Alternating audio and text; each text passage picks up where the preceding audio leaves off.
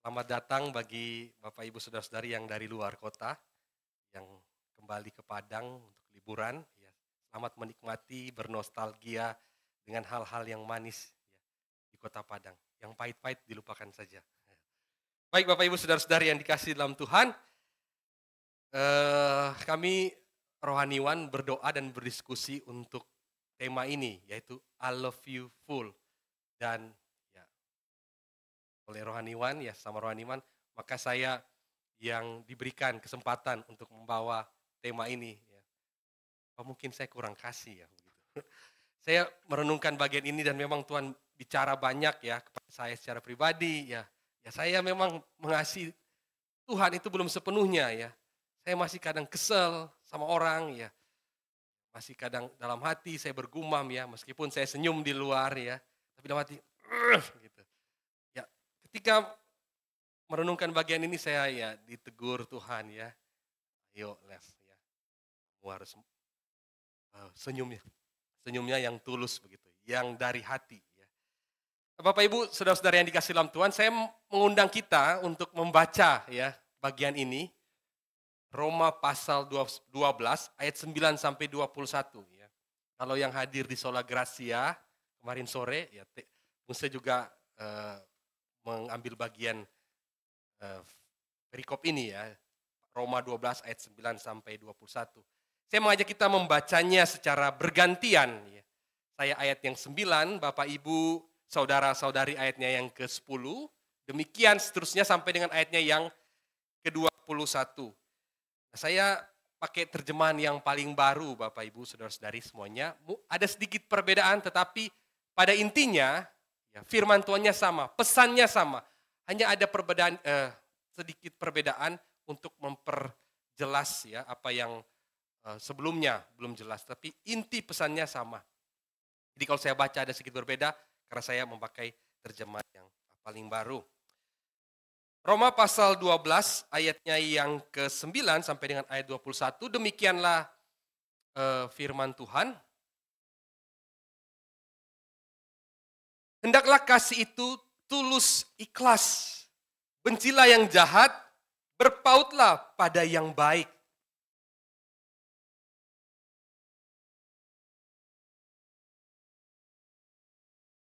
Janganlah kerajinanmu kendor, biarlah rohmu menyala-nyala dan layanilah Tuhan.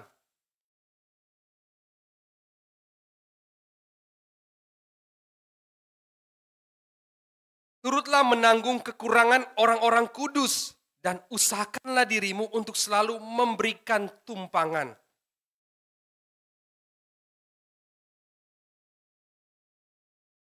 Bersukacitalah dengan orang yang bersukacita dan menangislah dengan orang yang menangis.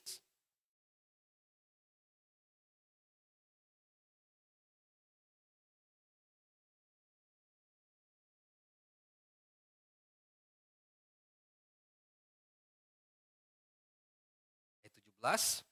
Janganlah membalas kejahatan dengan kejahatan. Lakukanlah apa yang baik bagi semua orang.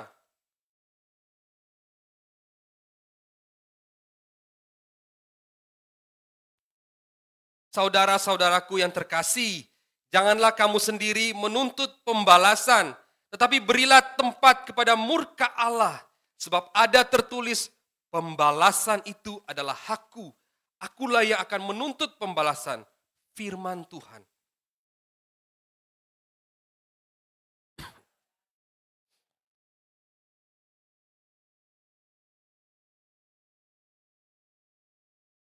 Ayat 21, ayat terakhir. Janganlah dikalahkan oleh kejahatan, tetapi kalahkanlah kejahatan dengan kebaikan. Sedemikian jauh pembacaan firman Tuhan. Ya, Tuhan Yesus berkata, diberkati bagi kita yang tidak hanya membaca, tetapi yang melakukan firman Tuhan di dalam kehidupan setiap hari. Bapak Ibu saudara-saudara yang dikasih dalam Tuhan, tema kita adalah I love you full begitu. Ya kalau diterjemahkan secara literal dalam bahasa Indonesia ya, aku mengasihi kamu sepenuhnya. Aku mencintai kamu dengan seluruh keberadaan dirimu ya. Baik buruk maupun yang baik yang ada padamu, aku mencintai kamu. Kira-kira itu arti dari I love you full. Nah, Bapak Ibu, ini kata yang mudah untuk kita sampaikan, I love you. Tetapi sulit untuk dilakukan. Apalagi kita mau mengasihi orang yang menyakiti kita lewat perkataannya, lewat tindakannya. Sulit untuk mengasihi orang yang merendahkan kita, yang menghina kita, bahkan yang terang-terangan mengkhianati kita. Sulit sekali ya. Mudah untuk kita mengatakan I love you, tapi sulit untuk melakukannya. Nah, tema ini mengingatkan saya pada satu statement ya dari calon presiden Amerika Serikat dari Partai Demokrat ya, Cory Booker. Kan ya. Dia 5 tahun lalu bersaing dengan rekannya ya, sesama Demokrat yaitu Hillary Clinton dan Joe Biden. Ya, dia kemudian kalah. Kemarin coba dia mengajukan lagi, tetapi ya dari Demokrat mengutus malah Harris ya. Tetapi ada statementnya yang menarik, Bapak Ibu Saudara-saudari yang dikasihi dalam Tuhan, saat dia ditanya ya, kira-kira 5 tahun yang lalu oleh seorang pendeta. Dia ditanya kayak gini, bagaimana imanmu itu mempengaruhi kamu sebagai presiden? Bapak Ibu bisa nonton di YouTube ya. Dia sedang kampanye dan seorang pendeta bertanya, bagaimana imanmu mempengaruhi kamu sebagai presiden? Kemudian dia memberikan jawaban yang menarik Bapak Ibu ya. Dia katakan begini ya, sebelum kamu berbicara tentang agamamu, pertama-tama tunjukkanlah itu kepadaku, bagaimana kamu memperlakukan orang lain. Sebelum kamu mengatakan kamu mengasihi Tuhan Allahmu, tunjukkan kepada saya bagaimana kamu mengasihi anak-anak Tuhan. Kira-kira dia jawab seperti itu ya, seperti kepada pendeta itu, dan semua orang bertepuk tangan. Dan ini sering dikutip ya, sebelum kamu ngomong agamamu, tunjukin dulu dong ya, kamu memperlakukan orang lain ya. Sebelum kamu ngomong, kamu mengasihi Tuhan, tunjukin dong kamu mengasihi anak-anaknya kepadaku. Jadi menarik sekali, dan dia mengatakan, saya pendeta, saya bertumbuh dan besar dalam kekristenan ya. Mama saya itu guru sekolah minggu, kata dia di dalam kampanye dia. Dan saya masih ingat apa yang diajarkan mama saya di sekolah minggu. Iman tanpa perbuatan adalah mati. Kutipan dari Yakobus 2 ayat 26. Dan semua orang bertepuk tangan akan hal itu. Dan dia mengatakan selanjutnya bahwa di dalam Alkitab, kita semua diajarkan ya, bahwa kita harus mengasihi sesama kita. Tapi ini yang paling menjengkelkan bagi dia dan paling sulit karena ya keadaan dia di negara dia yang segregasi itu begitu nampak ya. Perbedaan warna kulit dan lain sebagainya itu begitu memisahkan mereka. Dan meskipun ya mereka punya presiden dari kulit berwarna, yaitu Barack Obama, tetapi masalah ini ya, sampai sekarang masih ada ya di negara sana. Dan saya masih ingat kakak tingkat saya 5 tahun lalu sharing lewat Zoom kepada kami ya, beberapa orang. Dia sedang studi di Amerika waktu itu, dia jalan di pinggiran jalan ya. Kemudian 5 tahun lalu karena Trump waktu itu sedang melawan Biden, dan Trump itu kampanye ketidaksukaannya kepada Tiongkok ya. Sehingga itu menaikkan sentimen imigran Amerika yang dari Asia. Nah, kemudian kakak tingkat saya itu sharing, ini lagi hot-hotnya dia sharing ke kami di Zoom. Saya 2 hari lalu jalan di pinggir jalan ya. Kemudian lagi jalan, saya diteriaki, go back to China gitu, go back to China. Terus dia lihat, siapa yang diteriaki? Di depan saya kulit putih, di belakang saya kulit hitam. Oh, dia bilang sama saya, aku orang Indonesia, jalan. Terus dia, bodo amat begitu kan. Dia pikir saya dari China, saya orang Indonesia gitu. Terus dia jalan bodo amat. Lalu di dalam Zoom itu, salah satu rekan kami tanya gini, Yos, kenapa nggak balas sama orang kulit putih itu? Go back to Europe, this is not your land, begitu. Kembali kamu ke Eropa, juga bukan tanahmu, begitu. Kita sama-sama pendatang. Tapi bilang, bodo amat, kan aku bukan orang China, gitu. Aku orang Indonesia, gitu. Jadi, sangat begitu kentara, begitu, problem di sana, ya. ketidaksukaan kepada mereka yang berbeda. Dan ini adalah bukan hanya problem di sana gitu. Ini problem manusia pada umumnya. Kita itu kekurangan kasih ya. Kita kekurangan kasih sehingga kita ya, tidak menyukai orang lain, bahkan membenci orang lain, bahkan memperlakukan orang lain tidak adil. Itu problem, bukan problem di sana saja ya. Problem semua manusia, Bapak Ibu bisa pergi kemana saja akan menemukan problem seperti itu. Karena memang ada manusia yang selalu merasa superior ya. Merasa dia lebih hebat, lebih pandai, lebih pintar dari orang lain. Ini problem manusia pada umumnya. Dan jangan dipikir kalau kita sudah jadi Kristen, ya jangan dipikir kalau kita sudah jadi Kristen, kita nggak punya problem ini. Firman Tuhan yang kita baca itu sangat jelas ya, menyoroti masalah ini. Ada dua Bapak Ibu ya, masalah ini. Kita kurang kasih kepada sesama. Dan firman Tuhan yang kita baca itu dua hal dia soroti. Ini kelihatan nggak? Yang pertama, kasih kepada sesama. Yang pertama, dan juga jangan membalas kejahatan dengan kejahatan. Ya, kalau Bapak Ibu baca ayat 9 sampai dengan ayat 16, itu kasih kepada sesama. Dan ayat 17 sampai 21 tentang jangan membalas kejahatan dengan kejahatan. Karena itu adalah hak prerogatif dari Tuhan untuk membalas perbuatan jahat orang lain kepada kamu. Dua masalah ini ada di dalam Alkitab, Bapak Ibu. Ayat ini tidak muncul begitu saja. Ya. Kalau Bapak Ibu baca dari pasal 1 sampai pasal yang ke-11, Bapak Ibu bisa lihat ya, ada masalah di dalam gereja di kota Roma. Ada dua faksi di sana, dua kelompok jemaat. Yang mayoritas itu adalah non-Yahudi. Dan yang minoritas adalah yang Yahudi. Nah problemnya sangat jelas di sana. Mereka nggak mau hidup bersama. Sehingga Paulus harus menyampaikan pesan ini kepada mereka. Firman Tuhan harus berbicara keras kepada mereka.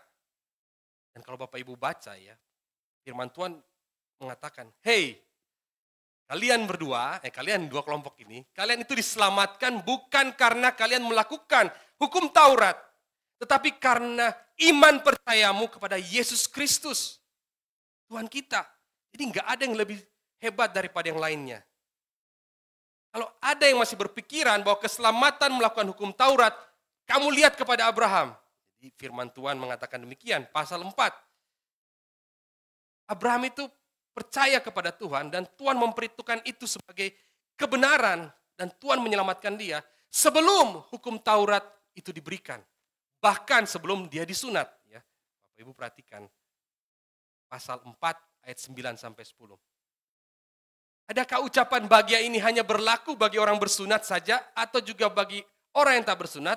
Sebab telah kami katakan bahwa kepada Abraham iman diperhitungkan sebagai kebenaran dalam keadaan manakah hal itu diperhitungkan? Sebelum atau sesudah disunat? Bukan sesudah disunat. Tapi sebelumnya. Bahkan hukum Taurat itu diberikan jauh ya. Itu diberikan pada kitab Keluaran, pada masa Musa. Abraham hidup jauh lebih lama. Jadi keselamatan itu bukan karena kamu disunat, bukan karena kamu melakukan hukum Taurat, tetapi semata-mata karena iman percayamu kepada Tuhan. Dalam hal ini kepada Tuhan kita, Yesus Kristus. Bapak Ibu saudara-saudari yang dikasihi dalam Tuhan, oleh sebab itu kalian gak boleh saling memaksakan ya kehendak kalian. Yang Yahudi, jangan memaksakan saudara Kristenmu yang non-Yahudi untuk hidup seperti kamu, kebiasaan dan adat istiadatmu. Sebaliknya, kamu ya yang non-Yahudi, jangan kamu merasa kamu sembarangan aja hidup.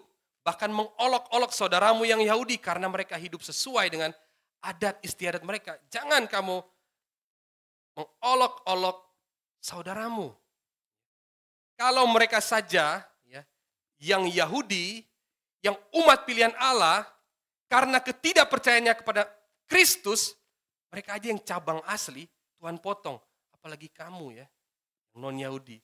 Kamu itu cuma tunas yang dicangkokkan kepada pohon. Tuhan bisa potong yang asli, apalagi kamu begitu. Jadi kamu juga jangan sombong kepada saudaramu yang non-Yahudi, mereka minoritas begitu. Kan kamu olok-olok cara hidup mereka, dan kamu juga jangan hidup sembarangan karena sudah menerima kasih karunia daripada Tuhan. Ini sangat jelas Bapak Ibu di pasal 11 ya, sebelum pasal yang kita baca.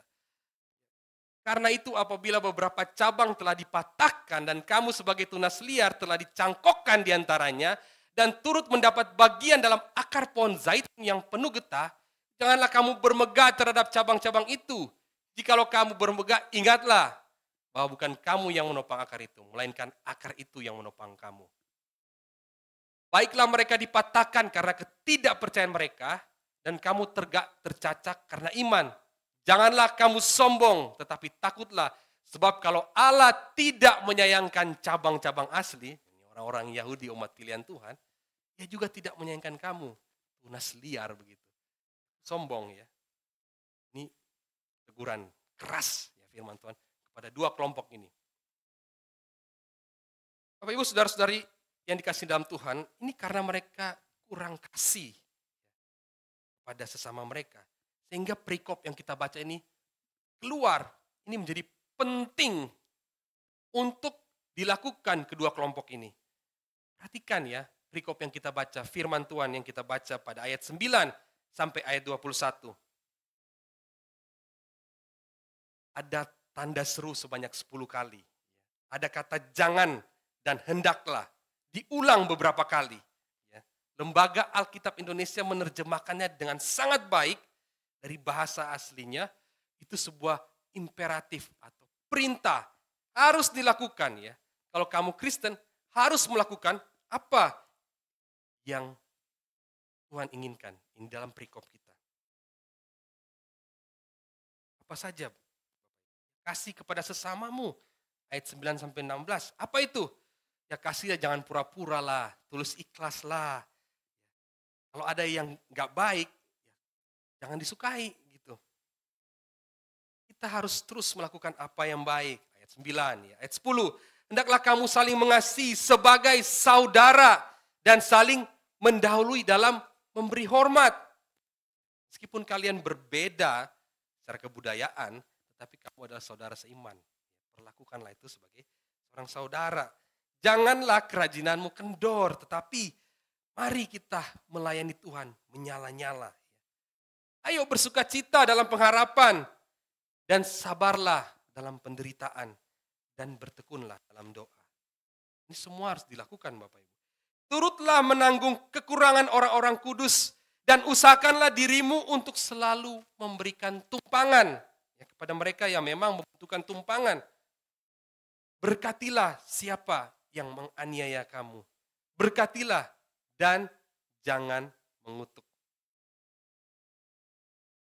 Bersukacitalah dengan orang yang bersukacita. Menangislah dengan orang yang menangis.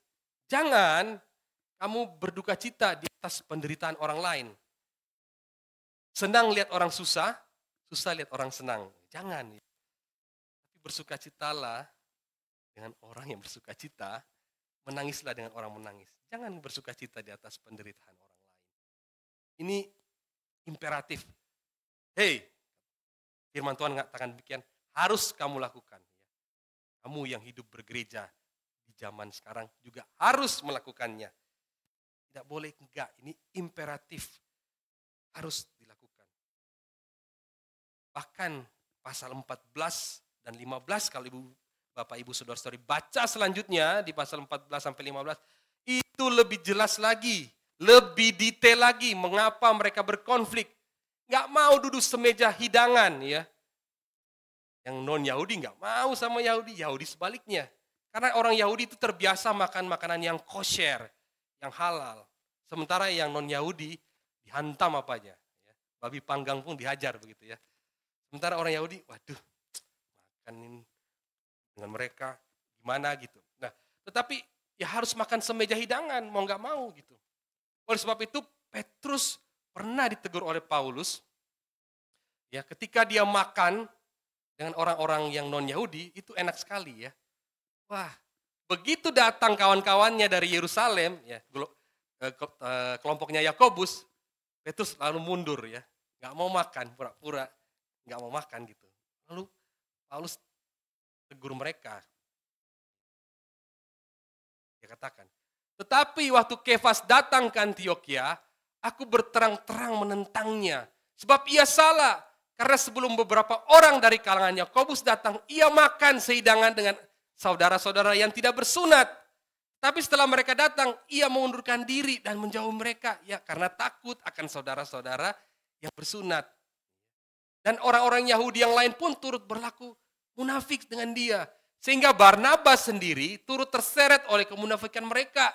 Tetapi waktu kulihat bahwa kelakuan mereka itu tidak sesuai dengan kebenaran Injil, aku berkata kepada Petrus di hadapan mereka semua, jika engkau seorang Yahudi, hidup secara kafir dan bukan secara Yahudi, bagaimanakah engkau dapat memaksa saudara-saudara yang tidak bersunat untuk hidup secara Yahudi? Ini lebih jelas Bapak Ibu. Jadi mereka itu ya namanya juga orang biasa dengan kehidupannya, kemudian menjadi Kristen dan harus bergabung dengan orang yang berbeda kebiasaan makannya. Itu memang susah, tetapi firman Tuhan mengatakan harus duduk semeja hidangan. Bisa enggak ya? Gak usah mengatakan I love you full, ya. Aku mencintai sepenuhnya. Makan semeja aja nggak bisa.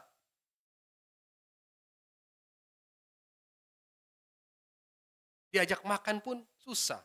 Milih-milih, maunya yang di VIP gitu ya. Mau makan bareng-bareng. Ini mana ya gitu. I love you full tapi ajak makan susah. Padahal makan adalah hal yang sederhana Bapak Ibu. Mengajak makan atau makan bareng itu hal yang sederhana. Tetapi meskipun sederhana, makanan ini adalah ciri khas ya.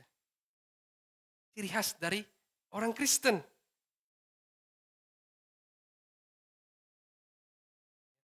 Kalau kita ingin menunjukkan kasih kepada orang sederhana ya kita makan bareng.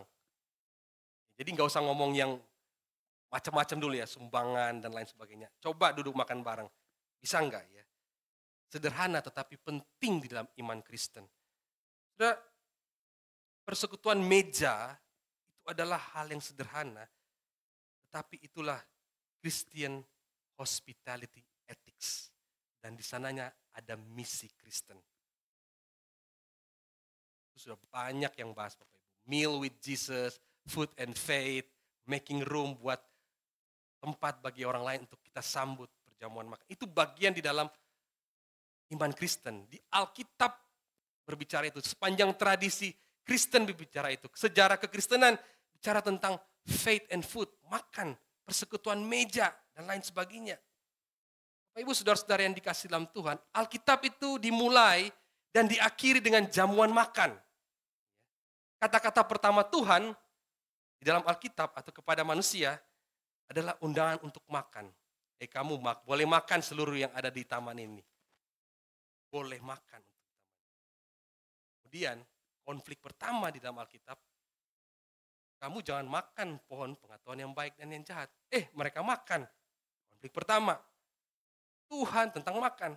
Tuhan memelihara umat Israel di padang gurun lewat makanan. Jadi makanan adalah sarana anugerah Allah. Imam itu harus makan beberapa bagian dari persembahan yang dipersembahkan oleh umat. Imam itu makan yang ada di paha depan ya, di kedua rahang, kemudian di perut besar dari korban sembelihan yang diberikan oleh umat kepada Tuhan. Jadi ada bagian dari imam. Karena imam tidak mendapatkan tanah waris, maka mereka makan sebagian dari persembahan yang dipersembahkan jemaat kepada Tuhan.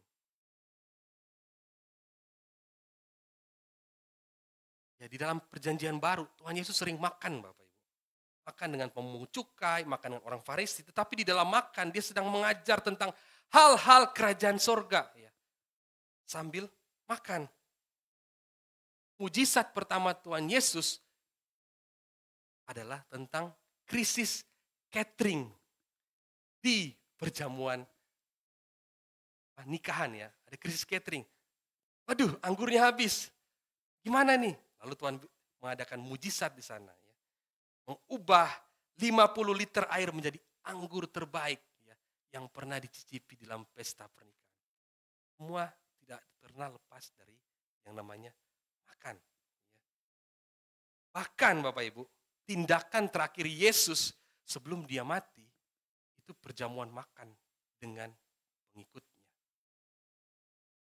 Dan visi terakhir tentang dunia baru, di langit dan bumi baru itu tentang perjamuan kawin besar, sukacita yang besar bersama anak domba. Dalam Wahyu pasal 19 ayat 9, berbahagialah mereka yang diundang ke perjamuan kawin anak domba. Saudara, inilah problem dari jemaat di Roma. Kekurangan kasih. Terlihat dari hal yang paling sederhana, semeja makan. Gak mau mereka makan. Terus sepanjang sejarah, ya, makan menjadi bagian yang sederhana tetapi penting di dalam iman Kristen. Reformator dari Prancis, ya, John Calvin mengatakan tindakan makan dan minum merupakan aktivitas yang sangat rohani, dan dia percaya bahwa berkumpulnya keluarga atau teman di meja makan merupakan pertanda persekutuan abadi dengan Kristus.